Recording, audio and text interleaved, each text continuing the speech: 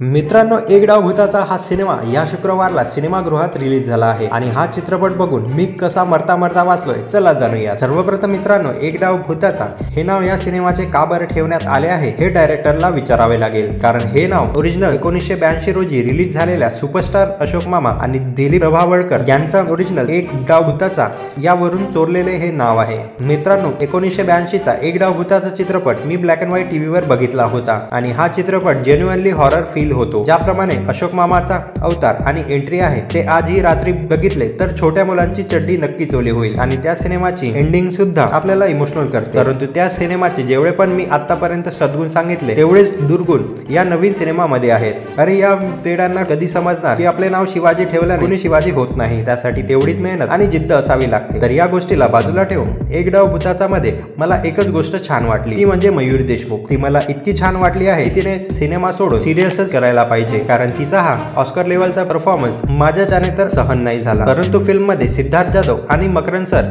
या दोघांच्याच खांद्यावर ही फिल्म टिकून पडलेली आहे। त्यांनी आपल्या कॉमिक टायमिंगने या सिनेमाला शेवटपर्यंत वाचवून ठेवले, पण त्यांच्या पोटी सुद्धा तुझा गळून पडलेला गुलाब असे 5 डायलॉग दिले आहेत। मी एक डाव भूताचा या सिनेमाला 5 पैकी 2 स्टार देणार आहे। म्हणजेच एक असा चित्रपट ज्या कॉन्सेप्टवर आपण यापेक्षा बेस्ट सिनेमा जसे भूताचा भाऊ वगैरे बघितले आहेत। तर हा व्हिडिओ बघून जर आपले तिकिटाचे पैसे वाचले असतील तर माझ्या या व्हिडिओला लाईक करा आणि चॅनलला सबस्क्राईब करा आणि मला अशाच कंटेंटसाठी इन्स्पायर करा। नवरा माझा नवसाच्या पार्ट 3 ची स्टोरी काय असू शकते जाणण्यासाठी वरील व्हिडिओ बघा। आणि मित्रांनो, मी चाललो ओरिजिनल एक डाव भूताचा फिल्म बघायला, जेणेकरून माझ्या मेंदूला थोडा आराम मिळेल।